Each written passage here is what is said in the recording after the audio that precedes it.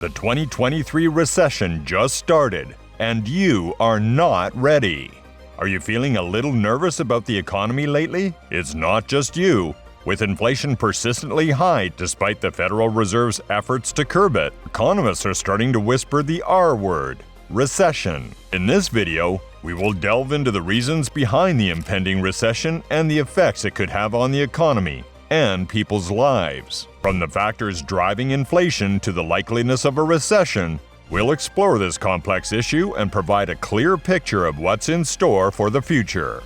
So, get ready, folks. Now, the global economy surpassed. The global economy may fall into a recession next year. The US is not going to slip into recession. Inflation is much too high, and we understand the hardship it is causing. 2023 is shaping up to be a bit of a rough ride for the global economy. IMF Managing Director Kristalina Georgieva has warned that the new year is going to be tougher than the one we just left behind. Not just IMF, the World Economic Forum, the World Bank, and even governments have started to discuss a looming recession as a possibility in 2023. Furthermore, the World Economic Forum has reported that there is a 63% chance of global recession. And in these circumstances, 86% of the businesses are expected to cut operational expenses and 78% to lay off workers. There is no way to be ready for a recession. We have been taking a financial beating for a long time now. All the economic problems we had been suffering from have come together in the form of a recession now.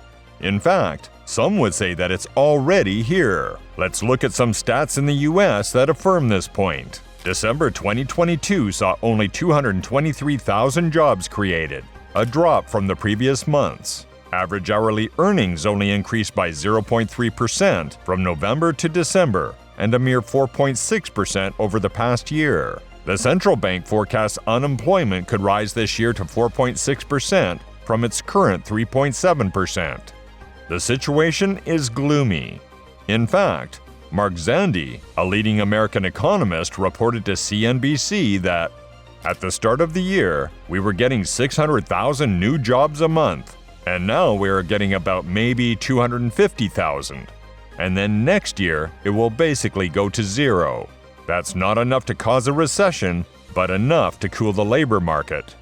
What does that mean? Decline in employment and tough times ahead. The recession is here, and you are not ready for it. The first step towards dealing with recession is to stay informed, which is what we will try to achieve today. By this time, you must also be thinking, why is this taking place? So, let's try to understand this. COVID curse. Before moving on to the more immediate causes, it is important to revise what the economy has been suffering from in the long run. Like a bruise that takes too long to heal, COVID brought 2 years of economic suffering for the world. It disrupted supply chains, slowed down growth, and got millions around the world out of jobs. While the world had not yet risen from that fall, the Ukraine war gave another blow to economies.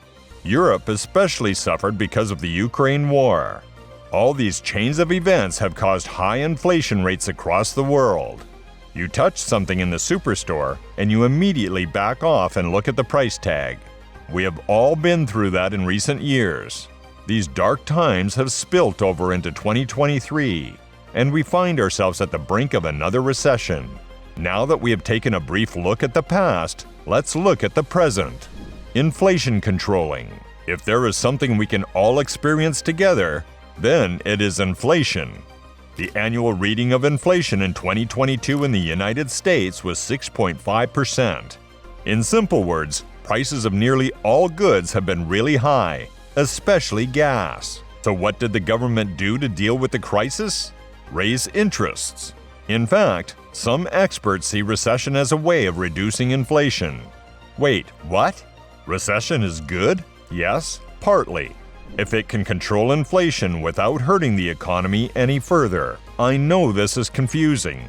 Let me explain how it all works. Economics 101. Inflation occurs when the demand is high, but the supply is low. So many people want to purchase commodities, but the industry is not producing at that rate.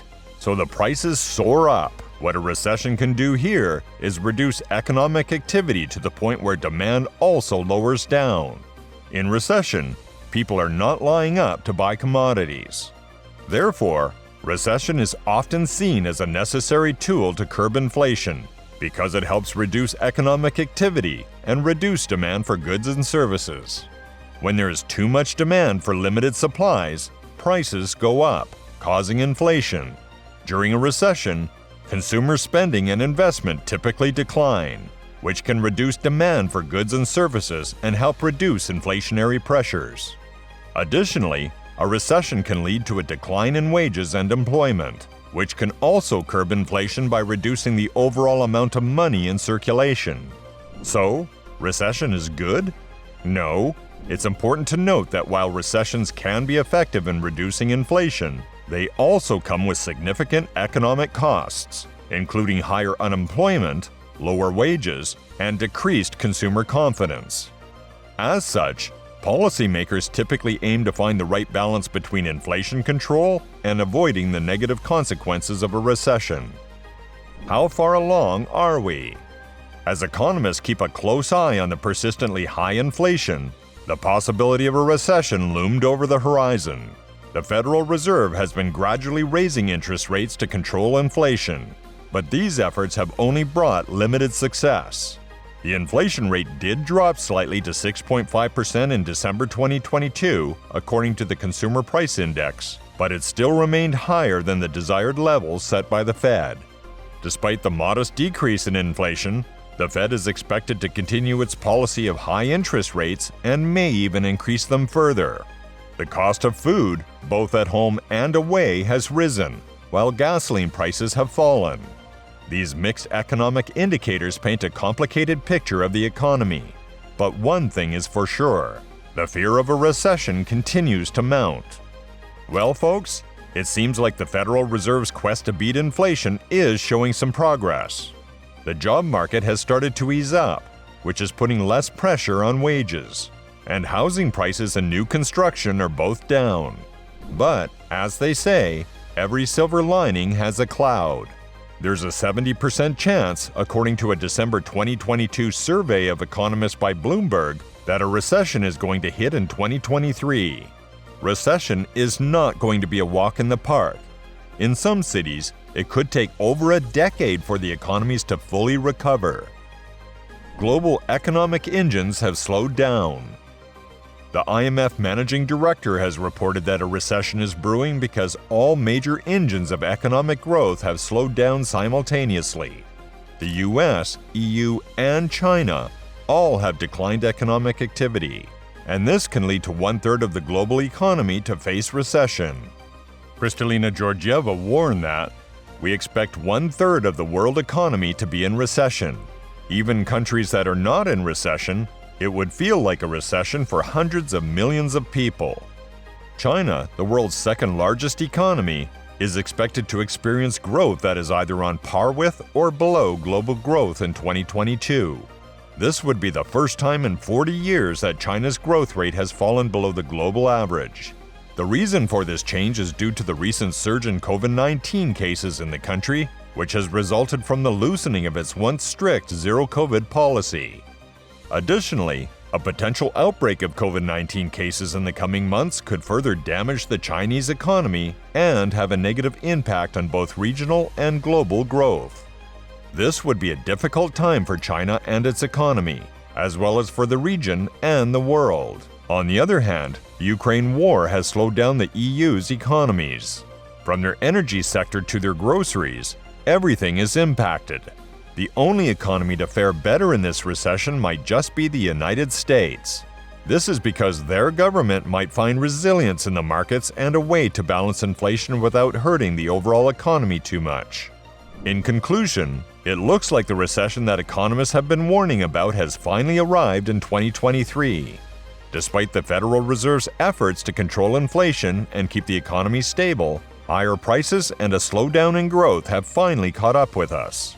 This may bring a period of uncertainty and instability for the markets and for individual finances. But it's important to remember that recessions are a normal part of the economic cycle and that they eventually lead to a recovery. By taking steps to prepare and stay informed, we can weather this storm and come out stronger on the other side.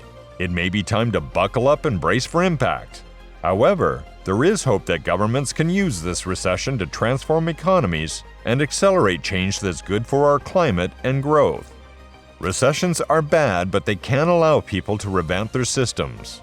Whether you're an individual investor or a business owner, now is the time to be proactive and take control of your financial future.